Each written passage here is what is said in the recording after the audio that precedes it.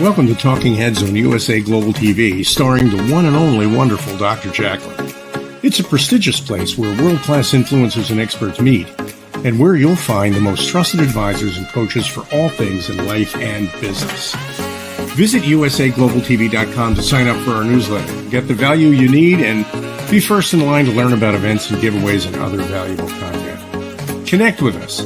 Email Dr. Jacalyn at usaglobaltv.com to talk about how you can become part of USA Global TV. That's USA Global TV, where the doctor is always in. Hello, everyone, and welcome to USA Global TV and Radio. I'm Dr. Jacalyn Kerbeck, and our show today is Talking Heads. My area of expertise is helping people listen at an elevated level. Today, we're going to be talking about setting boundaries and asking for permission when we are communicating with others. Now, why is it so important to learn how to listen at an elevated level? Most people think they are already excellent listeners. I talk to people all the time. I ask them to rate their listening skills for a scale of 1 to 10. And invariably, I always hear from 7, 8, 9, sometimes even a 10. And when I observe their behavior without judgment, just as a coach watching, they are not listening at an elevated level, but we think we are. And that's okay, because we have to have a foundation from which we start. So today's lesson is going to involve watching a role play. And before I go into any specifics about things that you need to consider, tips and strategies, we're going to take a look at the role play and watch the behavior. And I'd like to thank the actors we have who are in this role play, and let's give them some special thanks. Kristen Amy Arter, Anna Vera Dutter, and Fiona Turler. So thank you so much for being able to do this role play and doing it so well. Okay, so in addition to sharing my expertise in this area, I'm also producing the show. So if you see me looking away, it's because I'm looking for different things that I need to bring up for us to take a look at. Okay, let's take a look at this role play, asking permission and setting boundaries. Oh my God, oh my God, oh my God, oh my God. Can you believe it? Can you believe I got the job? Christine, hey, I got the job. Didn't I just tell you that I got... Remember when I auditioned last week? And when they were so amazed with me, and when they were like, hey, of course you're gonna get the job, and I got the job. Hey, will you listen to me? This is really important to me, okay? Hey, I'm just telling you that I got a really, really big job. I got my first huge engagement. I'm gonna play the main character.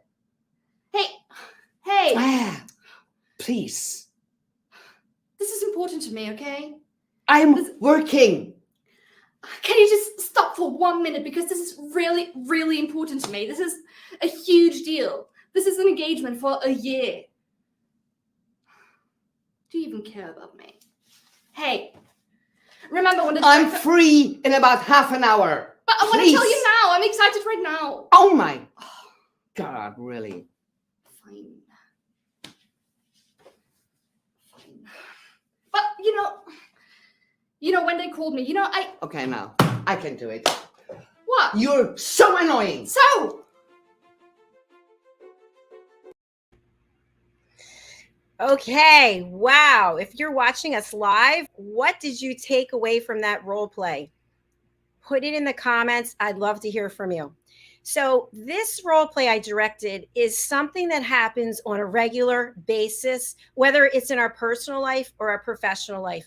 We have some great news. Wow, it's mind-blowing, this news. I am super ecstatic to tell you. I've got to tell someone, because I can't just sit with it for myself and just actually process the wonderful news. I've got to find somebody. Where are you? I'm going to call on the phone. I'm going to go knock on a door, whatever it's going to be. In this role play, we saw how excited Anna Vera was, and she came into Christine's office and she just started telling her story.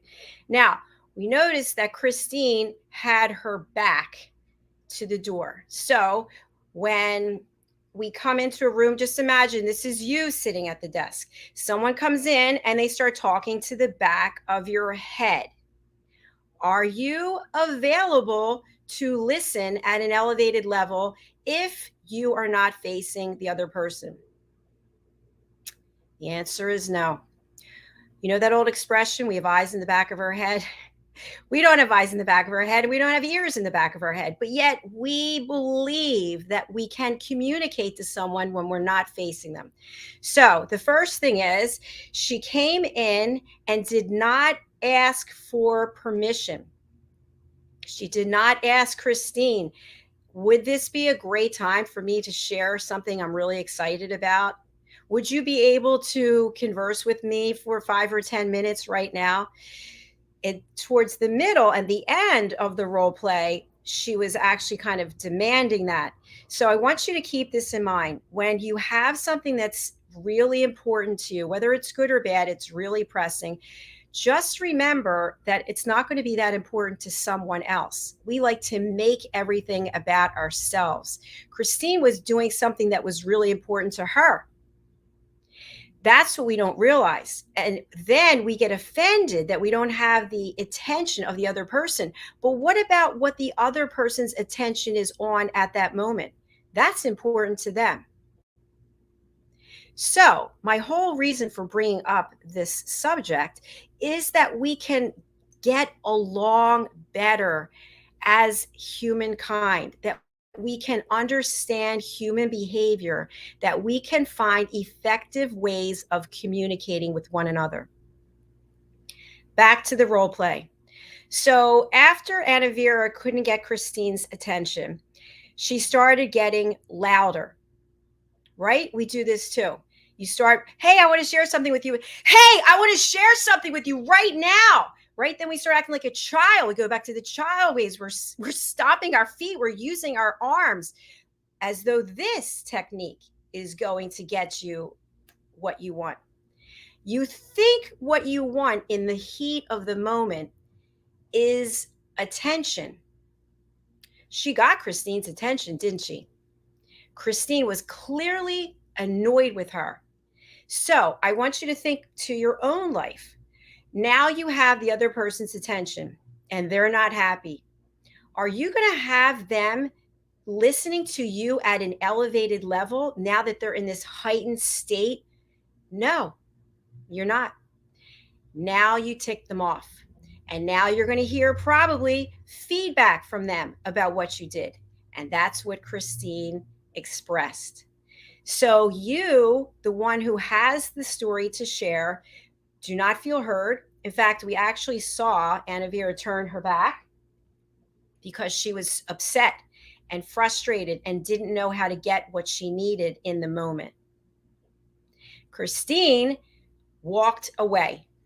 We have two people now who are not communicating and now have to find their way back to each other. So, what are some things that we can do to avoid this situation? I want you to be honest with yourself right now. I want you to think back to a recent disagreement, misunderstanding that you had with someone in your life, whether it's someone that you know well, someone you live with, someone you work with, a complete stranger, someone you met in the public domain. When you think back to this interaction, how did you show up? Did you ask for permission to share your story? Think about it. Did the other person ask for permission? What I'd like you to think about is, how can I be fully present when providing a safe space for someone else to share their story? It's not possible to do all the time. So you have to be aware of that. You cannot be an elevated listener all the time. And I'll give you an example. On this platform, USA Global TV and radio, I interview people along with co-hosts. We interview people. Sometimes I interview people by myself. And I am fully present and listening. It's exhausting. It is exhausting to listen without interruption. By the end of the day, my brain is on overload because I have given myself to each and every person by being fully present. Now, I enjoy what I do. I love giving people a place to share their stories, but it also takes a toll. So I bring this up because I want you to be mindful. When you are giving someone, it's a gift. I'm giving you this gift of my full, undivided attention. It's a special time. You need to set boundaries. What does this mean, setting boundaries? This is a very tough one.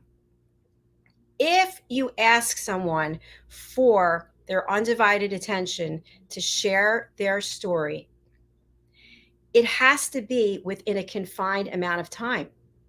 If you want to share something with me, I'm very busy. We're all busy. We have things to do. I don't have an hour to give to you at this moment. However, I have 10 minutes for you right now. Will that work for you? Yes, thank you. No, it actually won't work for me. No. What I have to say to you right now is going to take a lot more time than that. Thank you for sharing that. I understand. I will be available to speak with you 2 weeks from now on a Saturday between 1 and 2. Eyes flying wide open because now the person's been put off. That's what they feel. They've been put off. And you're not putting someone off. This is what I want you to understand. I want you to take off the suit that you've been wearing for all these years, your listening suit, your communication pattern suit. Take it off, rip it off, and we're going to put on a new one. This new one is where you respect yourself and you respect other people. And when we respect ourselves and other people, we can set boundaries. It's very healthy. And what happens is, at first, the other party will feel something. We don't know what they're feeling because we couldn't possibly. They may feel rejected. They may feel angry. They may feel anxious. They may understand. Whatever it is they're feeling, they're entitled to their feelings. We cannot judge someone's feelings. They will ultimately understand that you have set certain boundaries, and that creates respect. They know now that you're not available at this moment, but you will give them an hour of your time in 2 weeks. Now, what if what you want to share with them is time sensitive, and in 2 weeks, it will no longer be important? You can let them know that, but they still have the option to say, I'm not available at the moment. Now let's go back to the role play. Christine is at her desk. She's got her glasses on. Clearly, they're reading glasses because she took them off when she got up and walked away. And she's focused on something. Let's say she had a different disposition. And when Anna Vera was speaking to her at the back of her head, she nods and says, okay, go ahead. But she's still facing her desk and doing her work. Is she capable of listening at an elevated level? No. Why is that? It's not possible to do two things at one time and do them effectively. Now, I have to admit that for years, I would brag to people what a great multitasker I am on my computer, I'm on my iPad, my iPhone, I can do this. No, I wasn't doing any of them well. But we think we can. Have you ever had a conversation with someone when they're on their phone scrolling and you're speaking to them? Do you think they're fully present when you're sharing your story? Absolutely not. Let's go back to the role play again. In fact, I'm almost tempted to play it a second time so that you can actually watch it and pick up some of these things. So I think I will do that. So at one point, Anna Vera actually goes, and I believe she puts her arm on Christine. We do this too. Hey, you, I'm speaking to you, right? We start shaking them, touching them. violating their personal space because we're so important. What I have to tell you is so much more important than what you're doing. You need to drop everything. How egotistical of us. Why is what I have to say more important than what you have to say? It's not.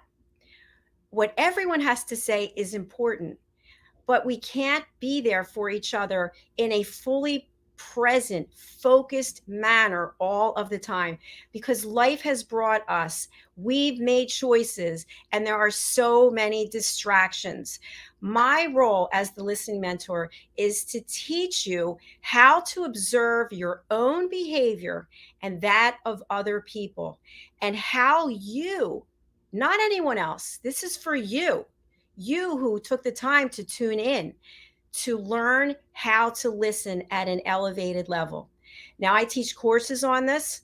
We have all kinds of courses. You can get certified. You can tell the world, wow, I actually took the time to learn how to listen. And you can also watch the tips I'm going to provide here. Let's take a look again at the role play. And I want to see if you now notice these things that I was pointing out.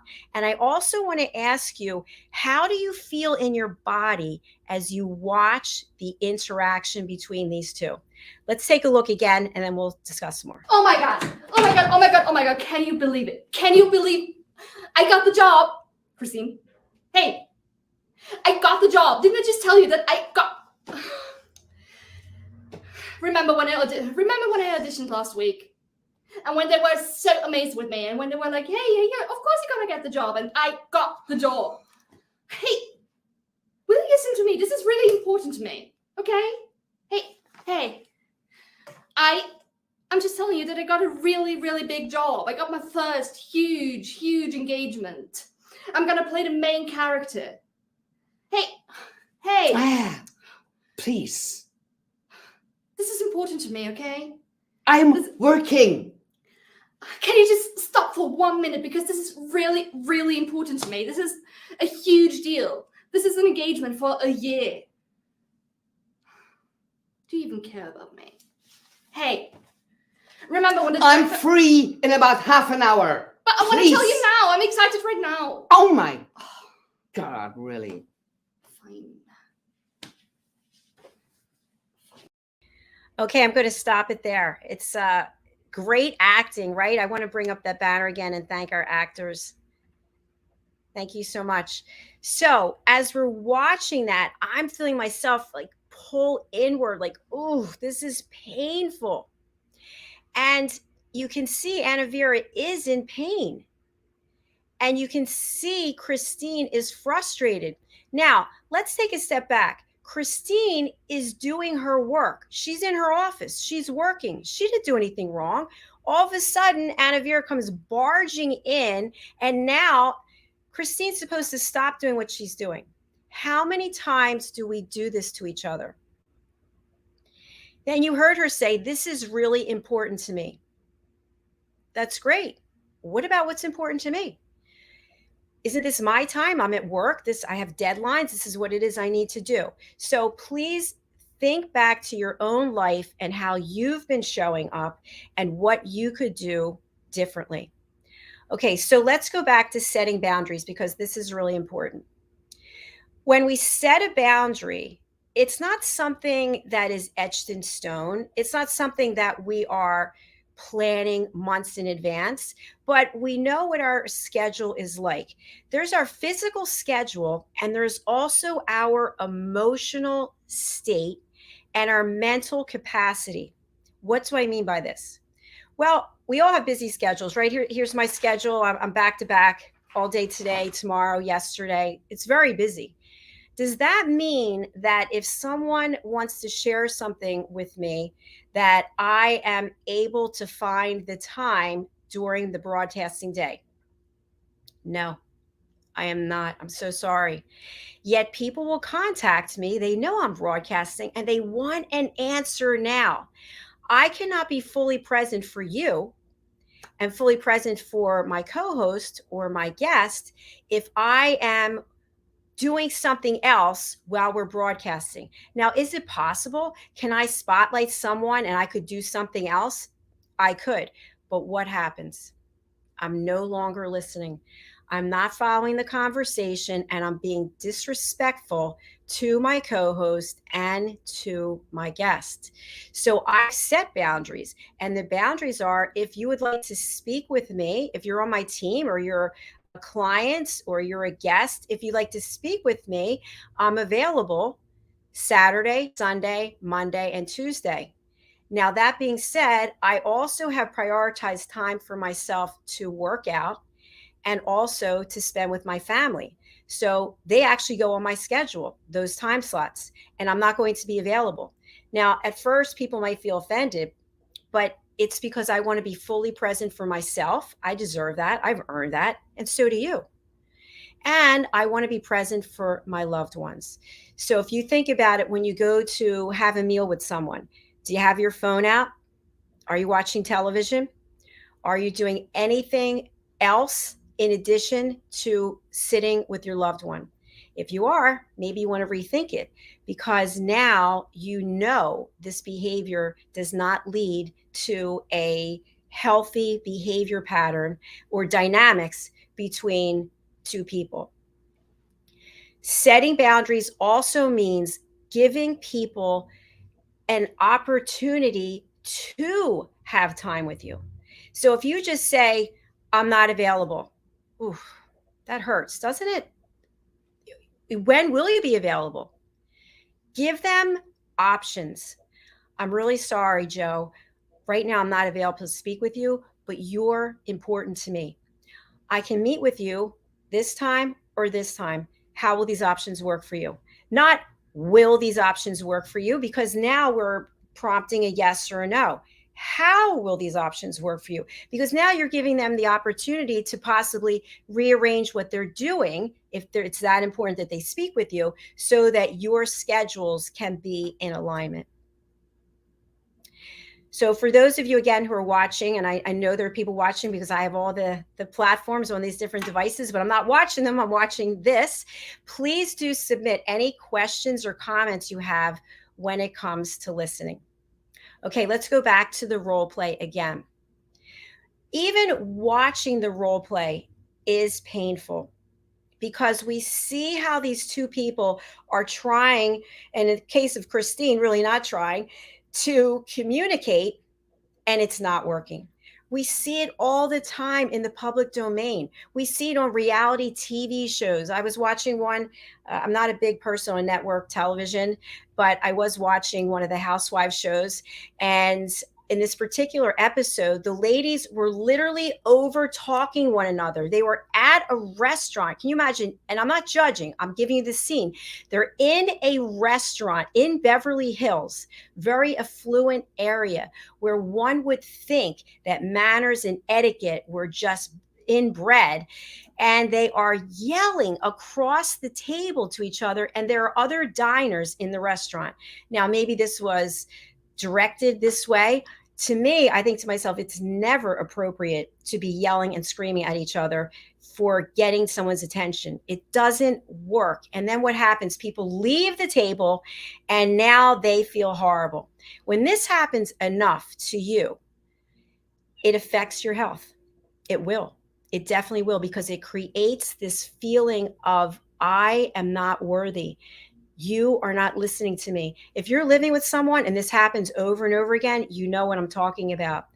You feel this big because you cannot get the other person's attention. So what happens next? You take your pain, you take your feelings, and you go share them with somebody else. Now the loved ones are not close with you in this regard, and someone else is becoming close. And we know what happens in those situations. So, first steps: acknowledge the fact that you can learn more about how to listen at an elevated level. Respect the fact that other people have learned how to listen at an elevated level. And what can you learn from them? How can you be someone who puts on a new outfit, a new suit of respect and elevated listening skills? And how can you today, at this moment, change something in your behavior when it comes to listening to other people by asking for permission and setting boundaries? Asking for permission is also quite appropriate when you're making a telephone call. How many times do we pick up our phone and it's on speaker so the whole world can hear it? Nobody wants to hear it, but yet we think, hey, I'm going to put it on speaker. If you have a hearing problem, sure. You don't have a hearing problem, please don't put it on speaker in a public domain. If you're in the gym, this just happened yesterday, big sign, no cell phone use. Man, phone on speaker, walking around like he owned the place. Okay, so I digress for a moment. When you call someone on the phone and they answer the phone, do not just launch into, hey, I've got great news for you. Hi, Sue. I would love to speak with you about something that's going on. May I have 5 or 10 minutes? Is this a good time for me to share? Whatever the case may be. Get them to commit up front that they are available. Now, you may say to yourself, well, if they're not available, why would they answer the phone? I typically will answer the phone, especially if your name is in my phone, because I want to show you the respect and acknowledgement. How many times do we call people and they don't call us back? Very disrespectful. I want you to know you are important to me. That doesn't mean I'm available for your 20-minute tirade of what just happened at work. So I am very aware of people who ask for my permission and people who do not. The people who do not ask for my permission, is this a great time? How would it be if I chatted with you for 10 minutes? I don't answer the phone anymore for them because I know they're going to keep me on the phone for a very long time. And then I am going to feel rude and disrespectful because I have to hang up the phone. So that's my last tip before I conclude today. This tip is when you ask for a certain amount of time, and you really should quantify what that time is. How would it be for me to speak with you right now for about 15 minutes? I don't have 15, but I have 10. Stick to the 10 minutes. This happens over and over and over again. I know you have to go, but just one more thing. Oh, I realize the time is over, but I have to tell you. No, you don't have to tell me. Get a hold of yourself. Control your emotions and have respect for the other person. You asked for 10 minutes. They gave you 10 minutes. I think a lot of this also comes down to being in touch and in alignment with our emotions. Our emotions spill all over the place. And what do? We take our pile of emotions and the next person we go, whoop, there you go. How do you like it? I feel better now. I feel much better now. My earring doesn't feel better. I feel better now because I took all of this that was built up and I just threw it on you. Now, what's that person supposed to do with your mess? Now it's their mess. So these are tips that I hope you will find to be refreshing, that maybe you'll look at your own pattern of behavior and the dynamics that you have with your loved ones, with your family and friends, with your clients. Clients respect people who listen. Let your client share their story without you interrupting them because you know best. This is my business. I know what I'm doing. Bye, client. Bye-bye. I'm going to go find somebody else who's going to listen to me. So there are my tips for today. I hope that you will join me each and every week here in this new time slot, which is 11:30 a.m. Eastern time. And I would love to have you join me as an elevated listener. And I'm just going to bring up my graphic for the power of listening. The power of listening is a 2.5-hour course that you can take at your leisure anytime you want.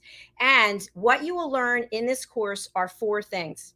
1, you will learn how to listen without judging. I say abortion and you go, what? I say pro-life and you go, what? No, judging. That's not listening. That's judging. I say, I'm trying to figure out how to install this new shower head. Oh, I have the answer for you. I didn't ask you for an answer. I'm just telling you that that's what I'm working on. Interrupting. Every time you talk, No, stop. And last, stage hogging. I went on this vacation. I had so much fun. Oh my God, I went on a vacation. I had a great time. Let me tell you about. No. Selfish, thoughtless, disrespectful. So let's find ways to elevate our listening skills. Again, here's an option, $47, the power of listening. And you get certified as an elevated listener. I let the world know. I promote you on our programs. You're on my website, drjacalyn.com. And in order to book in for this course, I will share the banner with you. As I mentioned, it's on sale right now. That's it. Don't waste any time. Go over to drjacalyn.thinkific.com and you can pay $49 for this course. And you will join my team, and I will have the utmost respect for you for doing it. All right. Thanks so much for coming right back with the Corner Bookstore. So do stay with us wherever you are. Thanks again.